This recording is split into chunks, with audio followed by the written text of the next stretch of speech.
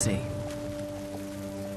migration each year of millions of monarch butterflies from Canada, across America, to Mexico. You've got a butterfly that's originating in Toronto, or it's originating in Detroit, Michigan. It's coming down from St. Paul, maybe even Winnipeg, and it's moving south. And somehow it finds its way to Mexico. Could you do that?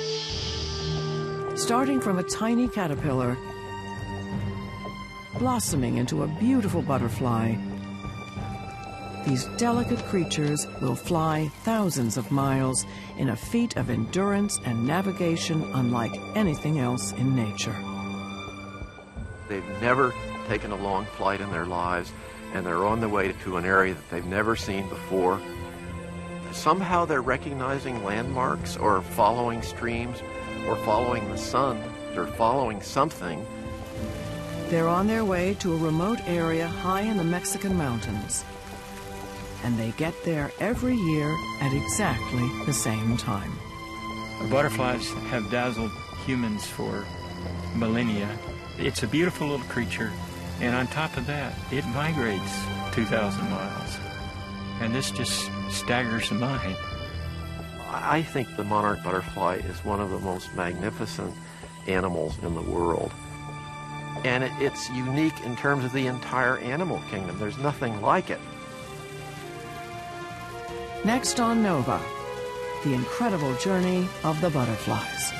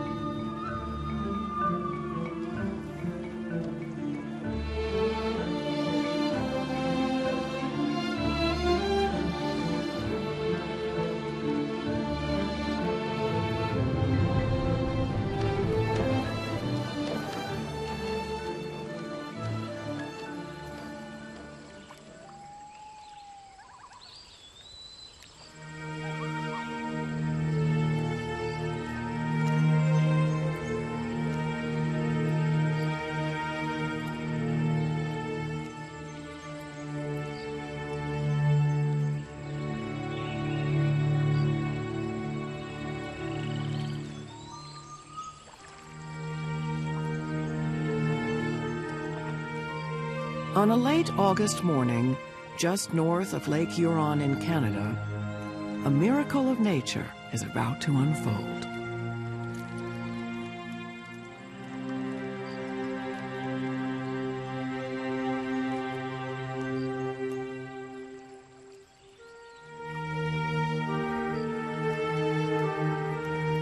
This tiny caterpillar is destined to become a monarch butterfly.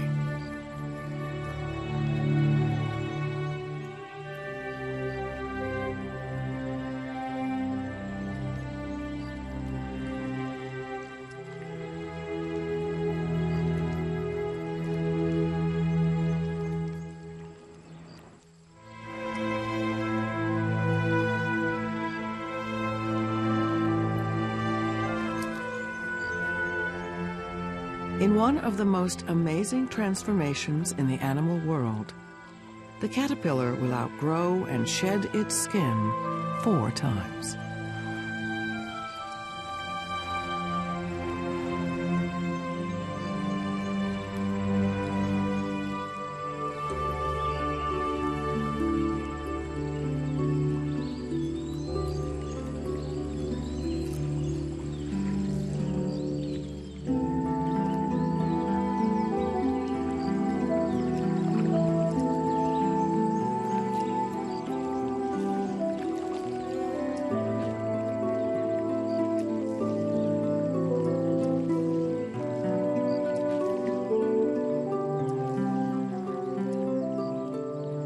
The 5th time, the caterpillar disappears.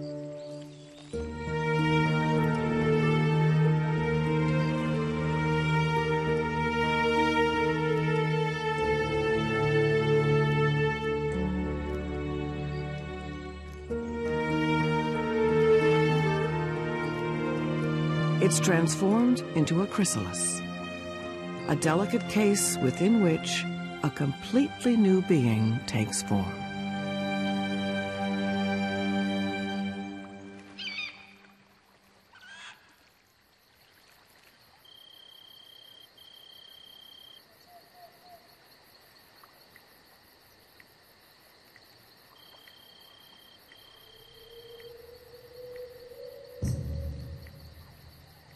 After about 10 days in the chrysalis, the new creature is complete.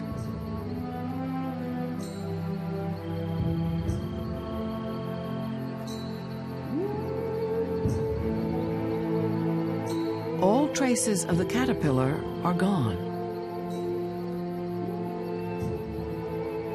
And in its place is a butterfly with 4 delicate wings.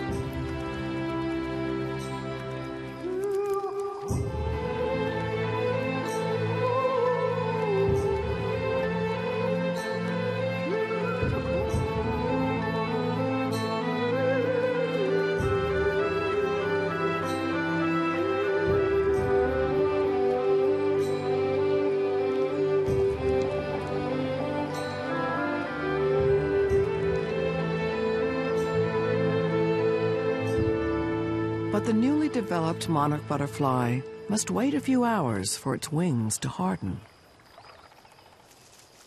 And then, finally, it can fly.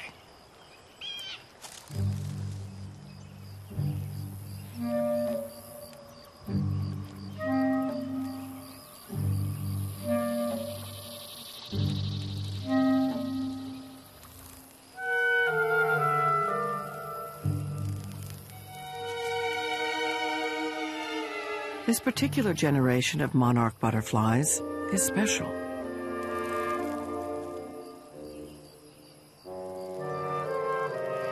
Every year, about 100 million of them begin an astonishing migration.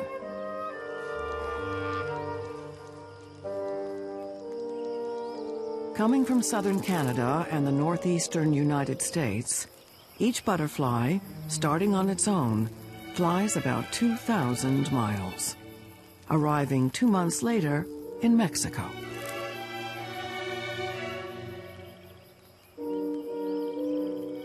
Their trip is part of a carefully timed cycle that began 3 generations back, when a group of monarchs left Mexico at the end of the winter.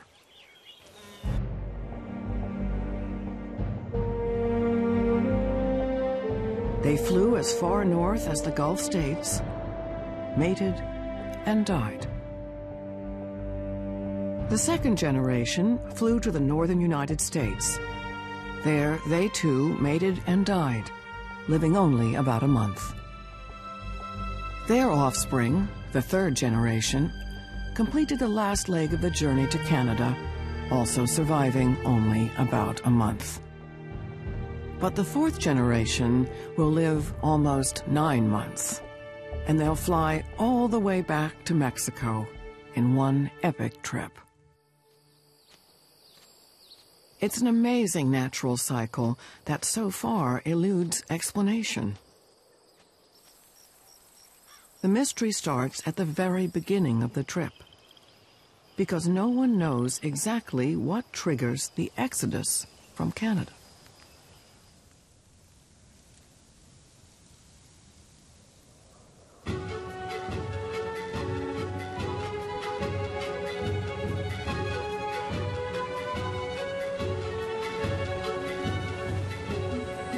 Well, when the monarchs leave Canada, they have a 2,000-mile trek ahead of them, at least.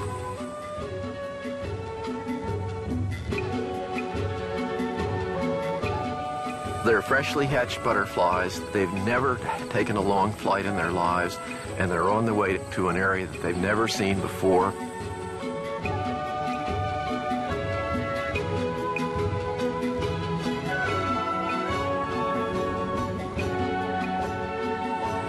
Somehow they're recognizing landmarks or following streams or following the sun or following something. We just don't know exactly how they do it. It's really an incredible journey.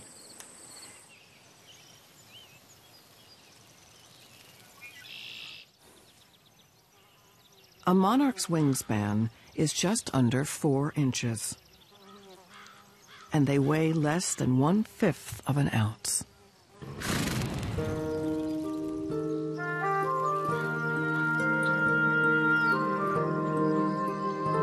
So how they survive their marathon migration is another mystery.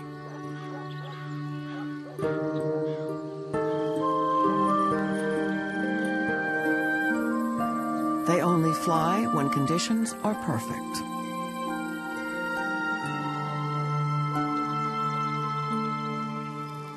If it's too cold, they get sluggish and can't flap their wings. If it's too hot, they stop flying so they don't get overheated. They must also stop often for nectar and water. But every time they land, there can be enemies lurking.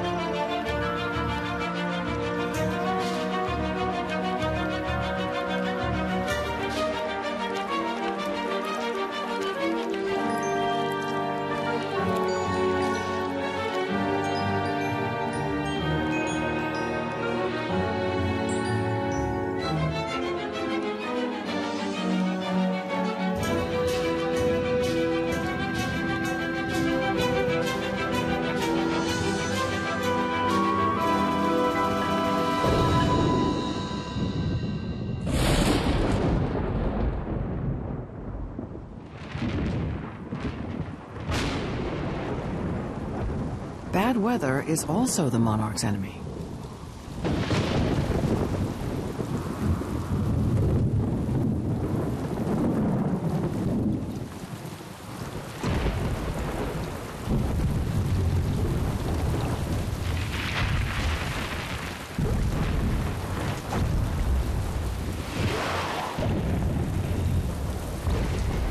A rainstorm can be deadly.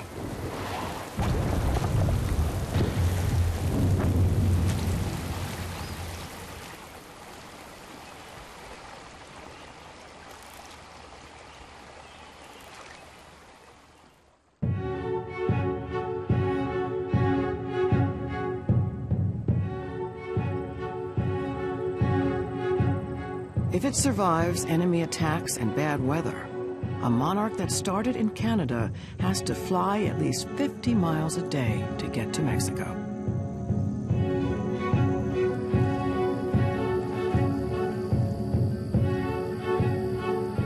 The physical effort this requires is remarkable for a creature so small, with such fragile wings.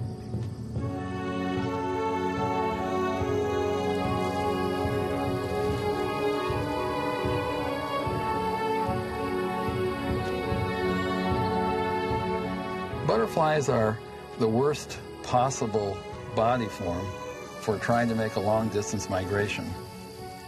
They're simply a bad design. Every time they flap their wings, they're using energy at least 20 times the rate than when they're not flapping it. So they're just burning their fuel up at a great rate, much like, say, a helicopter might. And so they have to compensate for their inadequacies by soaring.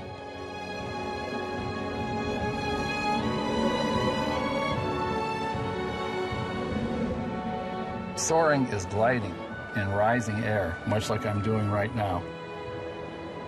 The sun heats the ground heats the air above it. As the air heats, it expands and becomes lighter and begins to rise. And pretty soon you have a column of rising air. That's the thermal.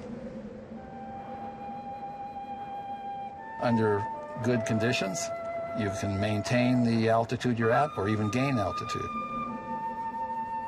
A more helpful maneuver is to circle in it.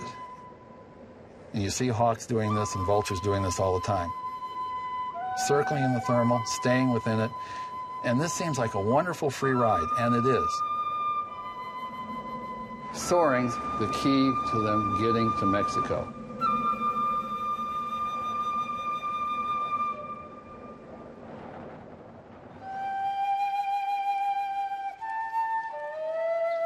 On the shores of the Great Lakes, just days into their journey, the monarchs face their first geographic hurdle. Miles of open water and constantly shifting winds.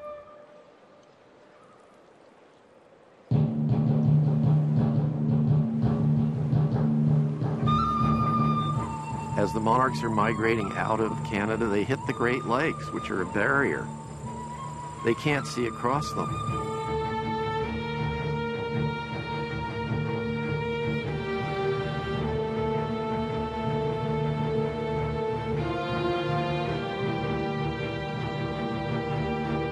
With no land in sight, monarchs use their finely tuned sense of the direction of the wind to carry them across the water.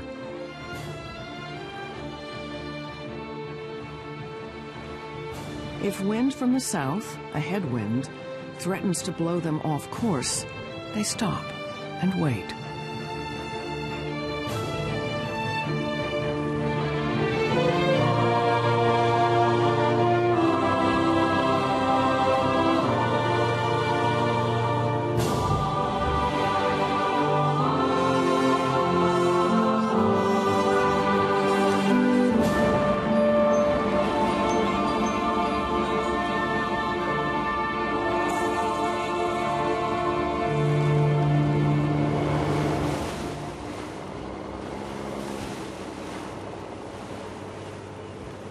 When they sense that the wind has shifted in their favor, they fly on.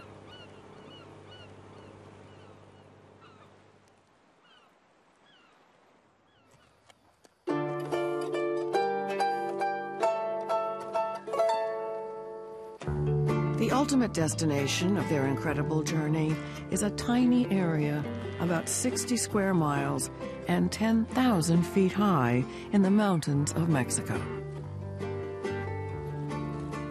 The local people, called the Mazahua, have lived here for hundreds of years.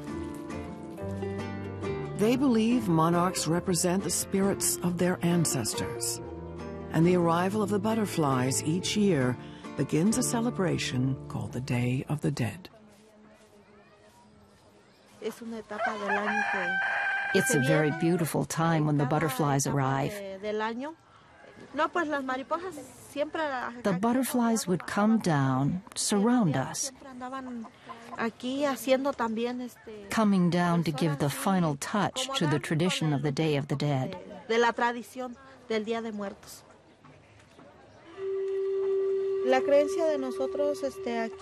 For those who live here, it's our belief from when I was a child. We would say they were the souls of our departed loved ones. Every year I make an altar. We put these things here because when our ancestors were alive, this is what they liked. That's why one waits for their arrival, to give them this offering.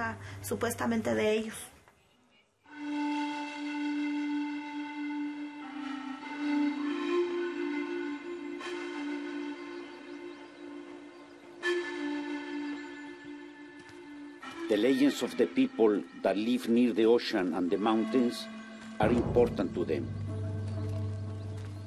For us, there is a sense of space, the freedom to fly with imagination, to fly just like a butterfly. Homero Aregis is one of Mexico's best-loved writers. He grew up in these hills and has fought to preserve them for monarchs. Every year, Lincoln Brower comes here to continue his study of the monarch migration.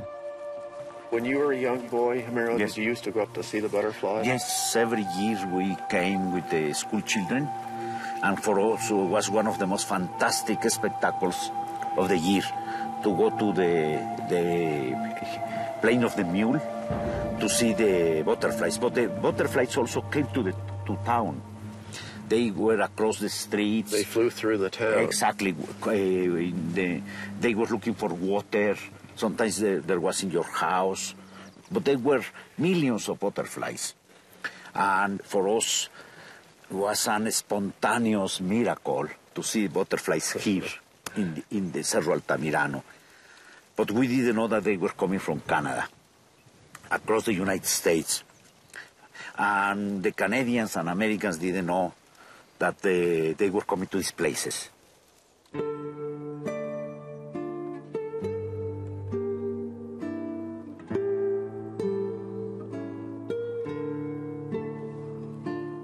It was not until 1975 that scientists discovered the full extent of the North American migration, when butterflies that had been tagged in Canada were found spending the winter here.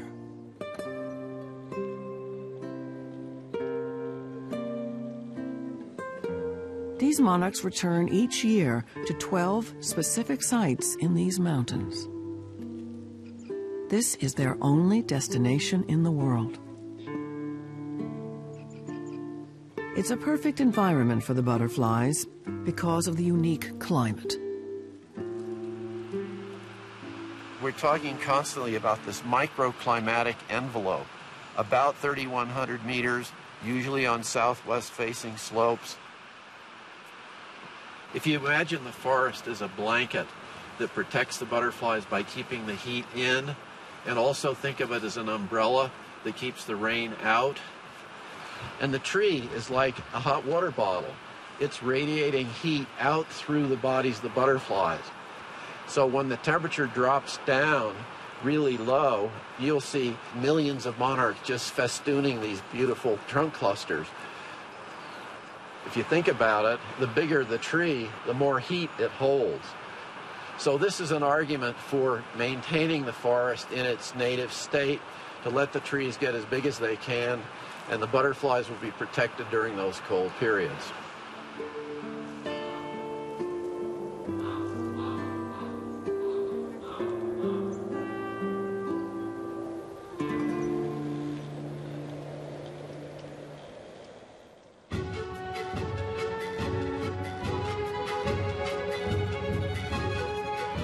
Monarchs live in other parts of the world in warm climates, but only Canadian and North American monarchs migrate such an incredible distance to avoid the certain death of a cold winter.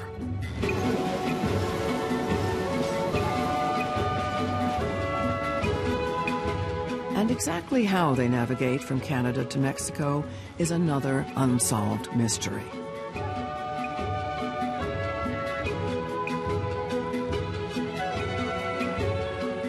Scientists only have a few clues. One theory is that the butterflies navigate by following a specific angle of the sun in relation to the Earth. Another theory proposes that the Earth's magnetic field may provide a subtle orientation guide. And recently, biologists discovered specific cells in the butterfly's brain that regulate their internal clock and help keep them on course.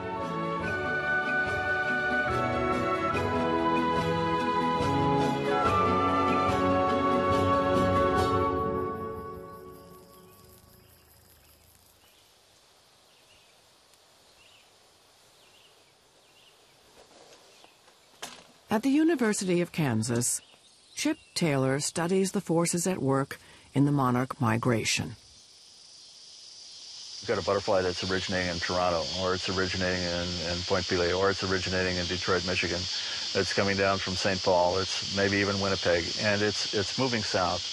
And somehow it finds its way to Mexico. Could you do that?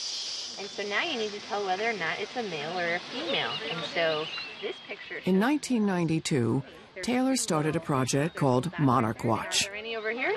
Nope, so you know that one's a girl. So let's check out your butterfly. School children and teachers tag butterflies from all over the northeastern United States. The tags don't hurt the butterflies and don't affect their ability to fly. But when tagged butterflies are recovered at various stops along the way to Mexico, tracing back the information on the tags helps reveal their flight path and their traveling speed. Let her go. And one of Taylor's tagging experiments had a surprising outcome. We ran some experiments a few years ago. So we took butterflies and we transferred them to Washington, D.C. And initially, when we released them in Washington, D.C., they behaved as if they were still in Kansas. The butterflies who'd been moved to Washington started out flying in the same direction they would have taken to Mexico from their original home in Kansas, almost directly south. But starting from Washington, that flight path would never get them to Mexico. Amazingly, after a few days, the displaced monarchs somehow reoriented themselves and changed course to a strong southwest heading. That meant that even starting from an unfamiliar location, they still ended up in the right place in Mexico. Now, this is really exciting stuff, because what this says is that somehow this butterfly is acquiring celestial information, perhaps magnetic information, and it's integrating those and remodeling the physiology of the system to have a different vector, to have a different direction from where it came from. Now, that's pretty cool. By late September, about a month into the migration, the monarchs are gathering into huge flocks. By this time, they've traveled more than halfway across America. Over the industrial belt,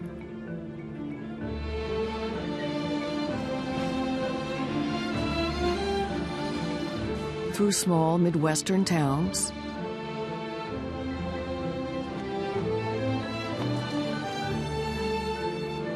across the Great Plains,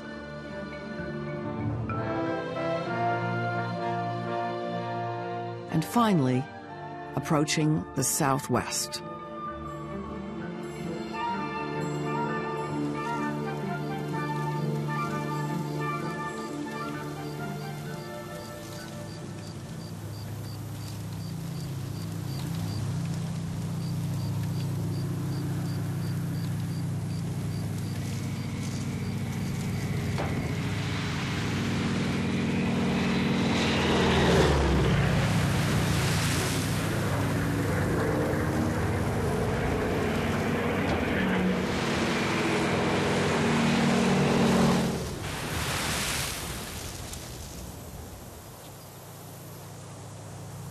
No one knows how many monarchs die along the way.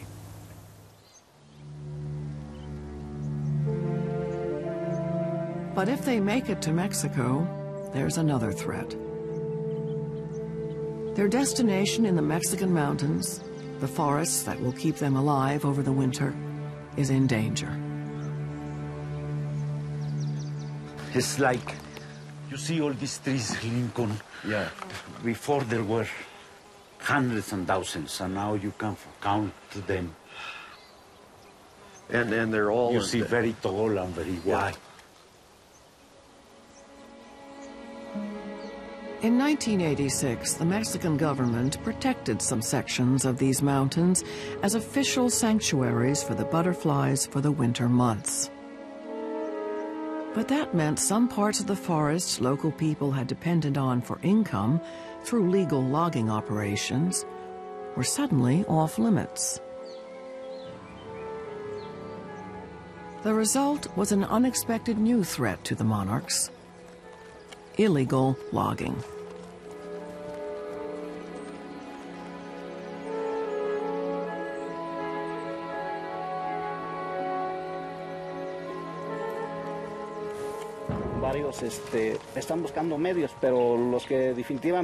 We all have needs, but those that cannot meet their needs, they are the ones doing the clandestine logging.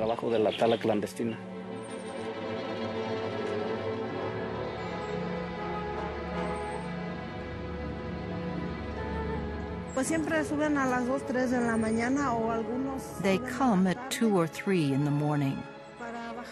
They go down in the night to sell the wood.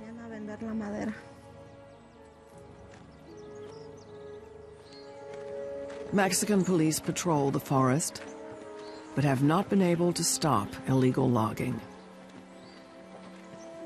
The World Wildlife Fund pays villagers to try to stop the destruction, but they are no match for the dangerous forces at work.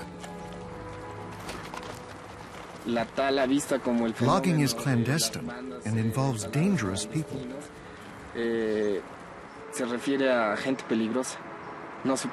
So you cannot go around telling the world about it.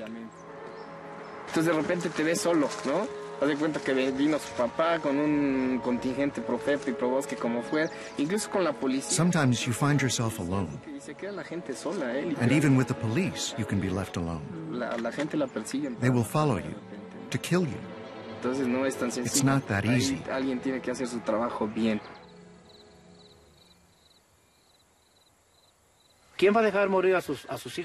Who would allow their children to die of hunger? We know that it's important to preserve the forest for the butterflies, but because of our need, we have not been able to do it.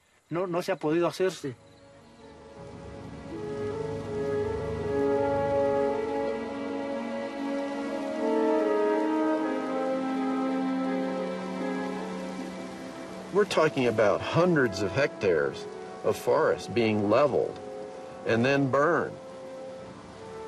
I have been told that the reason they burn them after they log them is to destroy the evidence that they cut them, which sort of eludes my thinking completely. Even this small-scale logging operation is destroying the capacity of the monarchs to use those sites. There's so few trees left, and even if they did sit on the ones that were left, they'd freeze to death.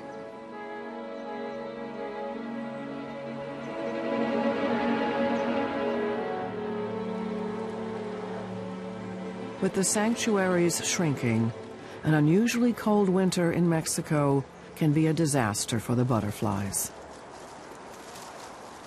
During one storm, 80% of them died in a single sanctuary.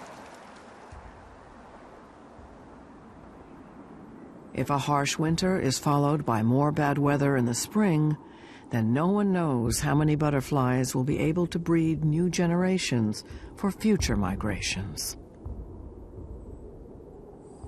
If the numbers are reduced to the point where the migration starts to unravel, we don't know what the critical low number is, but I'm worried that we might just get close to it.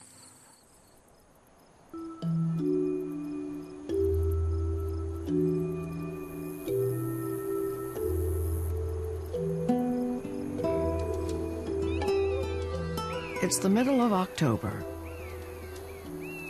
The butterflies are almost to the Mexican border.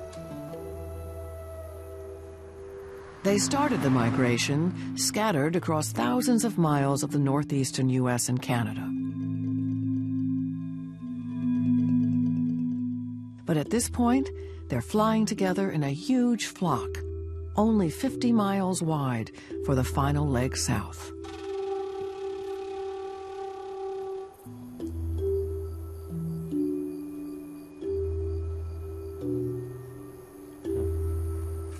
I just saw the shadow of it. For over 30 years, Texas zoologist Bill Calvert has conducted extensive field studies of the migration. But this year, he's worried. The butterflies are late.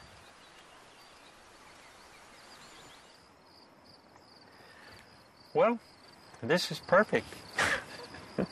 Except for one thing. No butterflies here. An endangered phenomena would not be the same as an endangered species. In the case of an endangered species, of course, we're worried about all the members disappearing. In the case of an endangered phenomena, we're worried that the migration would be reduced to such a state that it would be unnoticeable, or maybe even the migration itself would disappear. I mean, the predictions are that this is going to be the lowest population ever. So far, he's only seen a single monarch. Well, it's in pretty good shape. It's got a couple of pieces missing out of a wing over here, but otherwise it's in pretty good shape. There he goes, off to Mexico.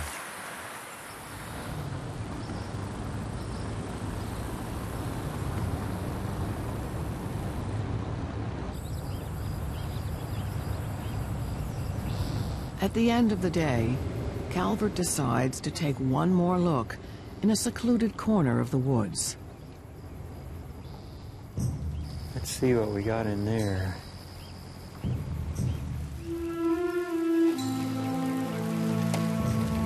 Oh, wow.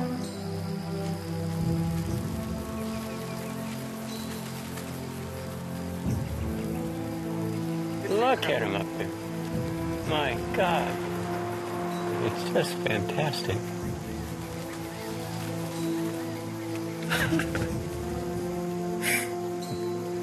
Well, there are hundreds of thousands passing us right now.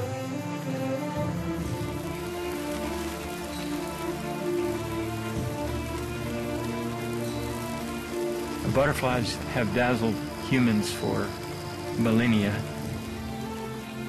It's a beautiful little creature, and on top of that, it migrates 2,000 miles. And this just staggers the mind.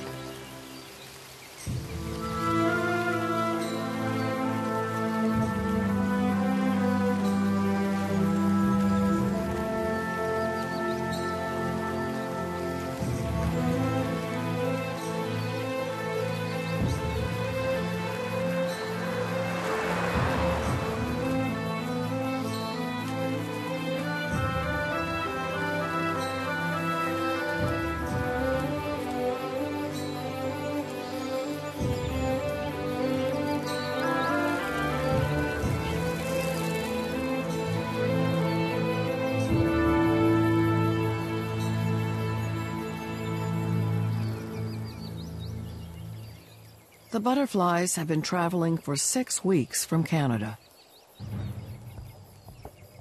But they still face the most treacherous part of the journey. They must fly over hundreds of miles of scorching desert and navigate the towering Sierra Madre Mountains. Something has to focus on. I think the Sierra Madre Mountains serve that purpose. The mountains stick up pretty high, the butterflies encounter them, and they turn, and they follow the mountains, and they can follow the mountains for 900 miles.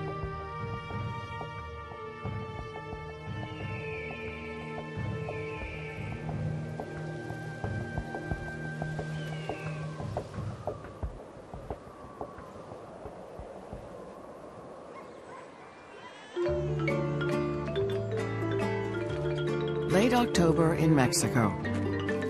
The butterflies are expected soon. And the Mazahua people prepare to welcome them. It's a privilege that God has sent us this insect. We take advantage of the months that the butterflies are here to earn our living. Because the truth is that we have a community that is quite poor. In this season, we earn enough to make a living. It's not a lot of money, but you can rely on it.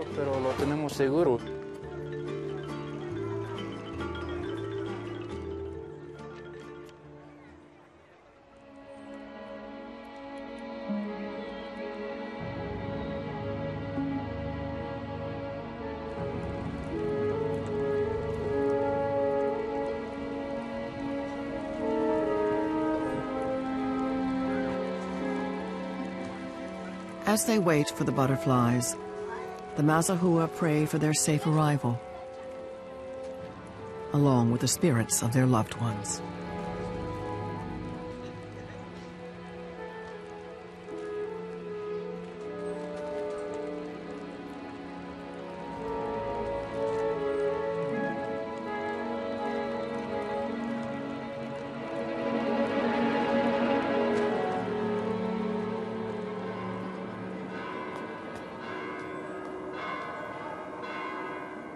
It's now the first week in November.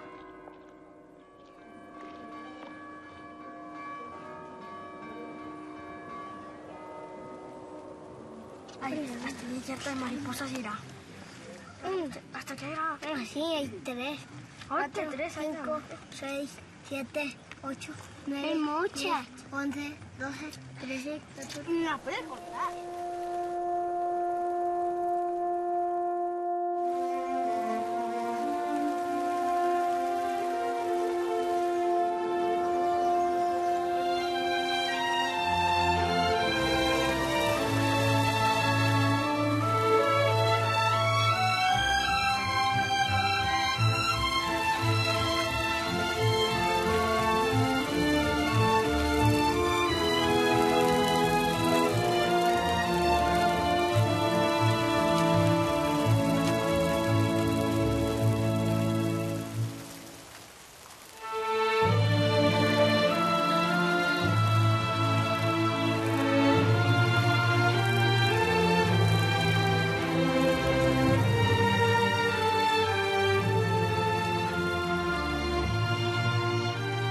After 2 months and thousands of miles of flight, the butterflies have finally reached safety.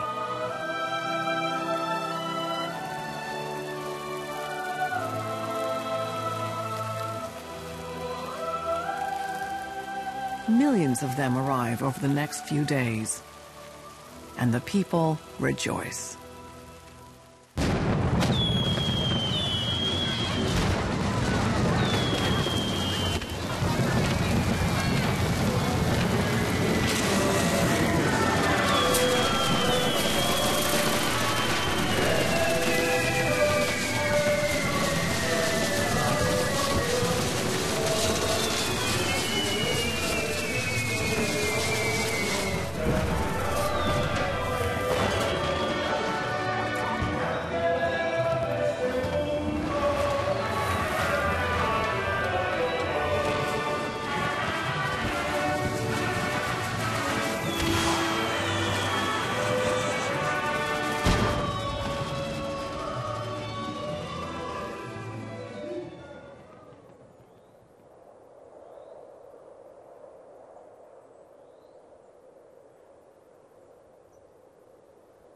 Now, with their long journey finally behind them, the monarchs rest.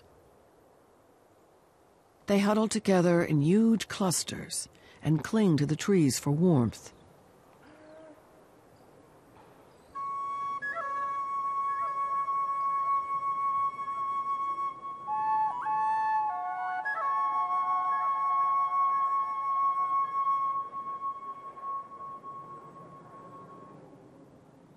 They'll leave the trees occasionally to feed on nectar and water. but they return to these clusters and stay here for almost 5 months.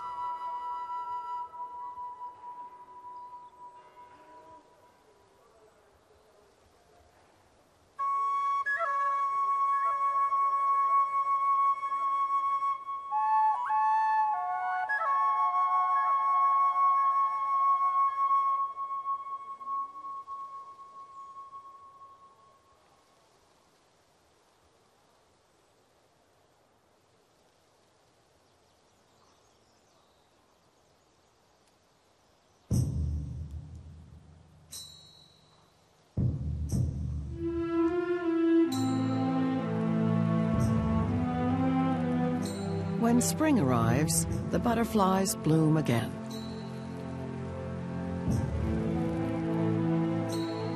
They open their wings to the sun, warming up for flight.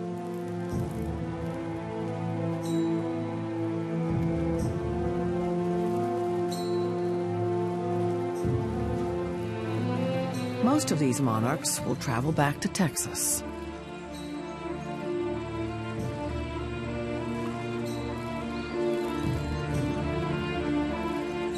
There they will stop to mate.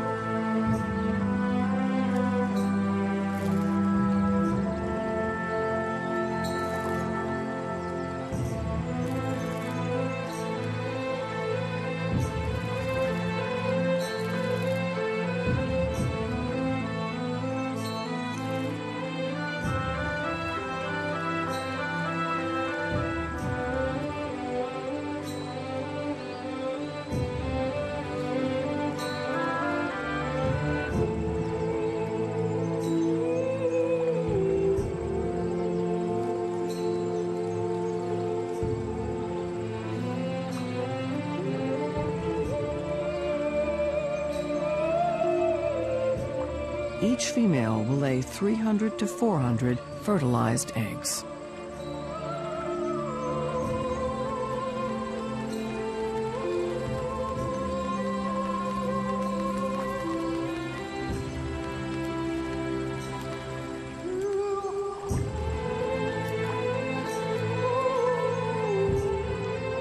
After the eggs are laid, the parents will die.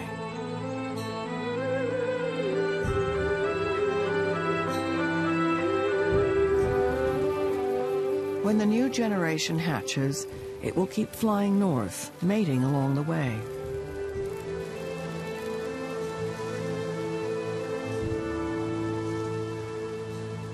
A third generation will do the same.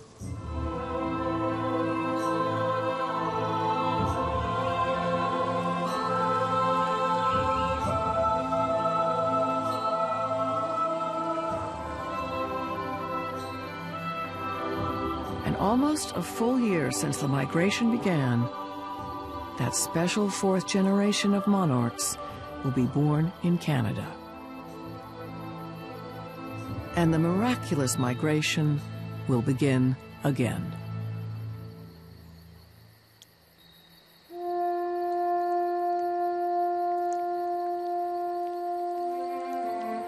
I'm frequently asked, well, what difference would it make if we lost the monarch migration? And I say, what difference would it make if we lost the Mona Lisa? Or if we lost Mozart's music? It's part of our culture.